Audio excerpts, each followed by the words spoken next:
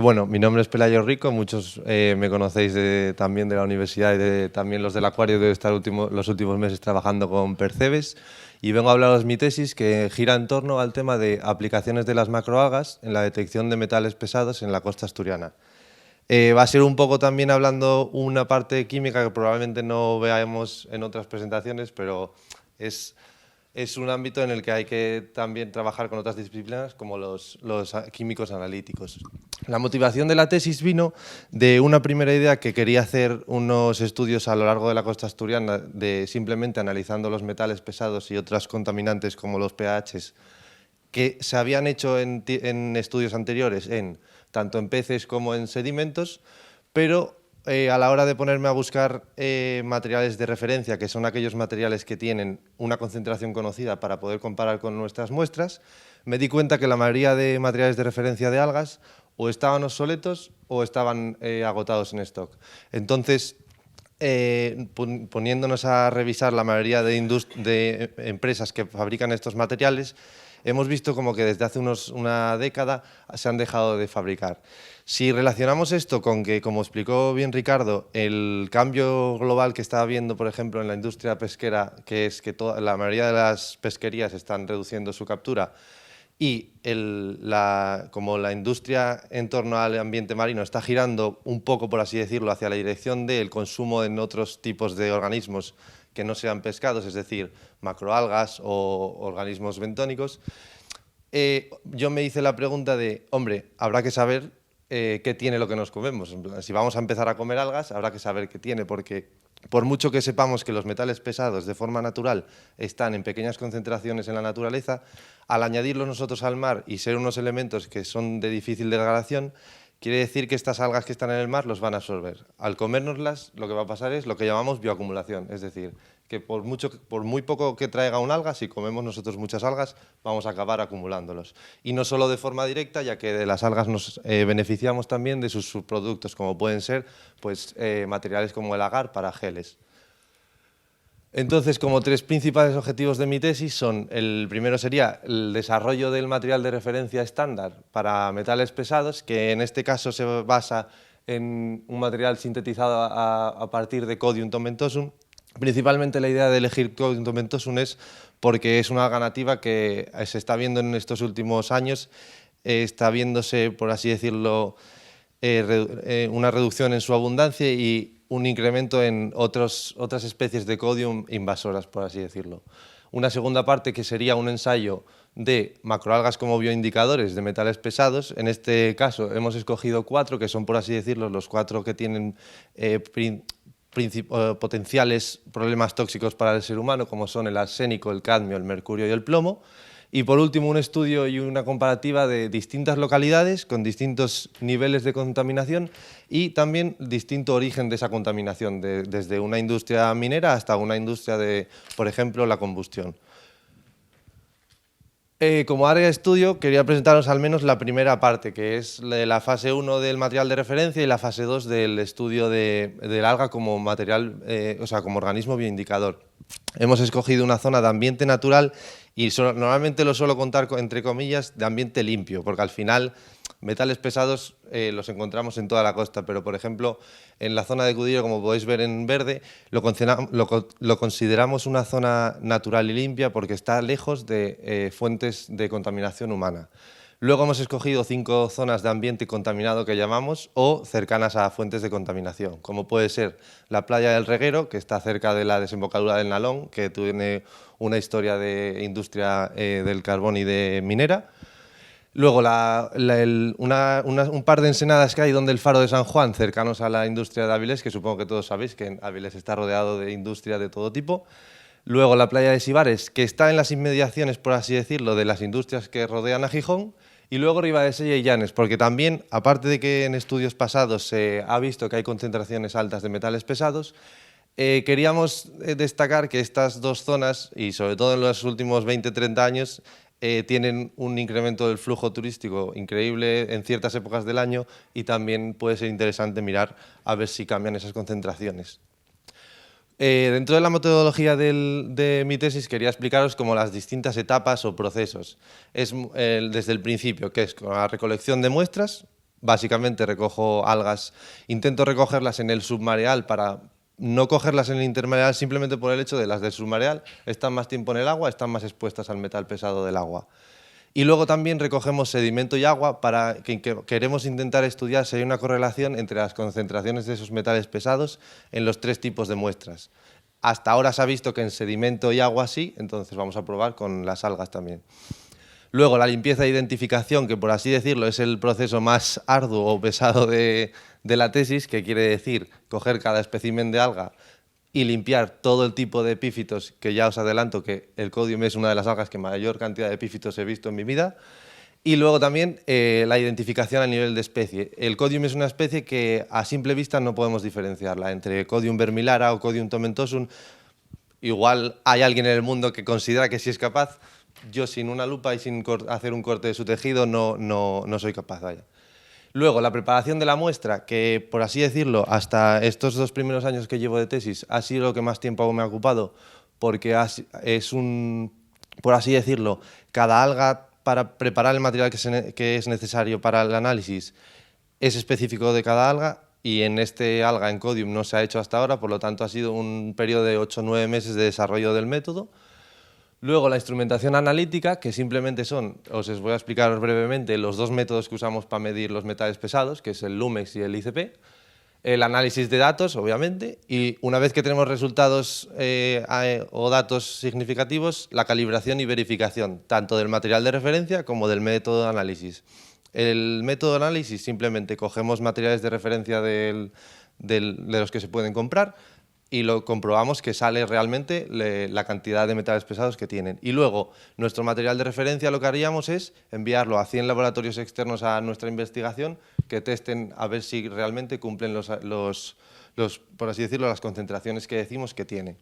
Y finalmente, con el material de referencia y el método ya puesto a punto, sería hacer los 2 estudios que os comenté como el alga como organismo bioindicador y el estudio comparativo de zonas.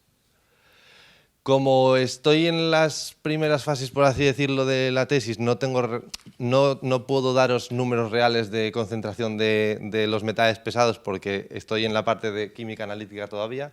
Vengo a presentaros un poco como el avance hasta la fecha. Llevo 2 años y, de hecho, el primer año de la tesis estuve a distancia porque estaba en Madrid, entonces ha sido un poco de...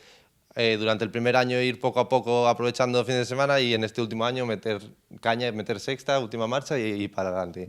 Entonces, como recogida de muestras, se recogieron para la fase 1 de material de referencia 15 kilos de algas de codium, hasta el momento SP, porque no podíamos identificarlas, en la zona de Cudillero. Y luego para la fase 2 se fueron recogiendo por todas las localizaciones que os enseñé en el área de estudio, en torno a 1 kilo, 1,5 kilos también de codium, hasta que no pase por el laboratorio SP.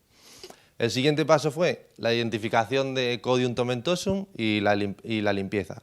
Pues tal cual suena, de los 15 kilos, coger cada uno de los especímenes, ya os digo que son más de 200 especímenes en los 15 kilos, y hacer un par de pequeños cortes y mirarlo a la lupa, que como podéis ver aquí en la lámina del profesor de la Universidad Eduardo Cires, nos tenemos que fijar en estas pequeñas estructuras que se llaman utrículos, que es la única diferencia que se pueden ver a priori, sin ya meternos en temas de genética, entre las especies. Y luego llegamos a la parte que más tiempo ha consumido de mi vida y de la tesis por ahora en el último año, que es la preparación del material de referencia. Esto que veis aquí al final es una serie de pasos que empezó simplemente con coger el alga, intentar secarla en una estufa y triturarla y ver que no salía, que no llegaba a lo que necesitamos, que es un polvo fino y homogéneo. Por lo tanto, se fueron añadiendo pasos, como es la ciencia, a prueba y error.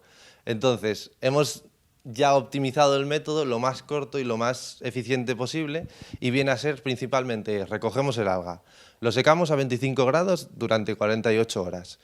Una vez está seco, lo sacamos de la estufa y lo metemos en un baño de nitrógeno líquido, 40 segundos. Además, es muy característico porque tú lo metes y empieza a crujir mientras se congela. A los 40 segundos deja de crujir y ahí ya no se va a congelar más. Sacado directamente del nitrógeno, lo pasamos a un molino. Este molino lo tritura durante 40 segundos a máxima potencia y lo dejamos congelado a menos 60, 24 horas. ¿Por qué a menos 60? Porque es la temperatura óptima para liofilizarlo en el siguiente paso. Entonces, directamente del congelador lo metemos en el liofilizador en distintos botes y lo dejamos 96 horas. En otros experimentos que hicimos previamente con mejillones pensábamos que iba a ser más fácil con el alga por la matriz que tenía, pero no, el alga Codium resulta que tiene una matriz que se seca completamente por fuera, pero hasta pasados los 5 días el interior de lo que es el alga se retiene la humedad. Y una vez acaba el liofilizado, recogemos este material, que al final es un material seco que simplemente con la mano se deshace en polvo. Entonces lo pasamos por el molino, lo trituramos y lo homogenizamos durante 2 días. Simplemente es una molienda que no es que triture, sino que simplemente mezcla el material. Y por último lo tamizamos a 125 micras, que simplemente es lo que piden las certificaciones del material. Y recogemos lo que sería el material fino y homogéneo. Este material tiene una característica importante, sobre todo en química analítica, y es que tenemos que conseguir que se mantenga el porcentaje de humedad que tiene, porque al final esto es un material súper seco, que se mantenga en el tiempo constante el porcentaje de humedad. Entonces, lo único que tenemos que hacer es cada 2 semanas chequear que el porcentaje se mantenga en un 4%. ¿Qué hacemos? Cogemos una pequeña muestra, la pesamos, lo metemos 24 horas a 105 grados, lo volvemos a pesar y con eso calculas el porcentaje de humedad. Por ahora, los últimos 3 meses se mantienen en 4% y además un par de veces de ellas, por haberlo dejado un poco más de 24 horas, se reducía un poco, en torno al 3,98%.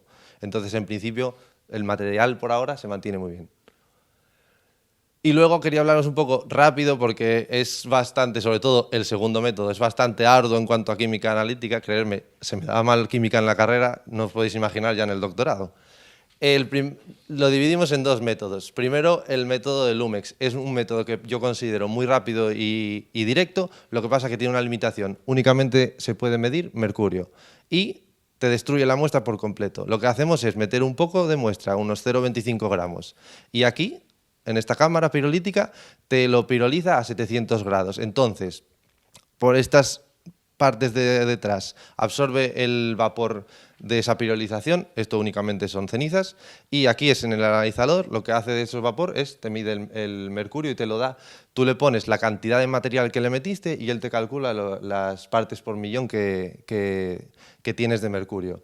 Y luego ya el ICP de masas, que esto, por así decirlo, es como si esto es un petardo de feria y esto es un cohete de la NASA. O sea, no tiene nada que ver. Directamente ya no te vale directamente el material que tenemos preparado, sino que tienes que hacerle unas 8 o 10 preparaciones extras para poder meterlo en la máquina.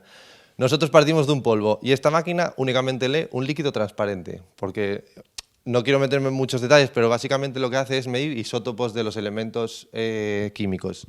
Entonces nosotros le metemos en el programa que nos mida los isótopos del mercurio, del cadmio, del plomo y del arsénico.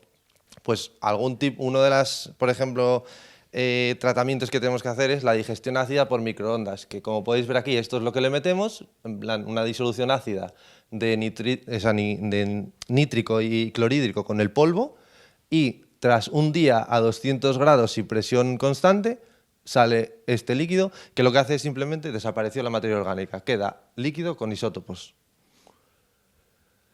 Y como conclusiones principales, y más que nada por eso, porque no os puedo dar datos reales todavía, quería destacar la importancia de estudiar los contaminantes en las algas, ya que su consumo por nuestra parte está experimentando un aumento. Es anécdota, pero desde que empecé la tesis, en un programa tan común como MasterChef, nunca se había visto cocina con algas y de repente en las últimas 2 temporadas, cada 5 programas sale un cocinero de estos de alta cocina cocinando con Codium. Luego, la importancia de promover estudios relacionados con especies nativas, como puede ser el Codium tomentosum, porque es que aunque no sea quizás algo relevante, sí que ayuda a resaltar la importancia de la conservación de estas especies nativas. Y luego, la importancia de tener metodologías y así poder estudiar las variaciones de los contaminantes antropogénicos en el ambiente. No podemos dejar que métodos tan, por así decirlo, que nos pueden ayudar tanto para conocer el ambiente marino como el análisis de unos contaminantes, lleguemos, un investigador llegue, quiera hacerlo y no haya una metodología o no haya un material de referencia del que pueda, que pueda utilizar para analizarlo. Y esto es todo. Muchas gracias por vuestra atención y si hay alguna pregunta.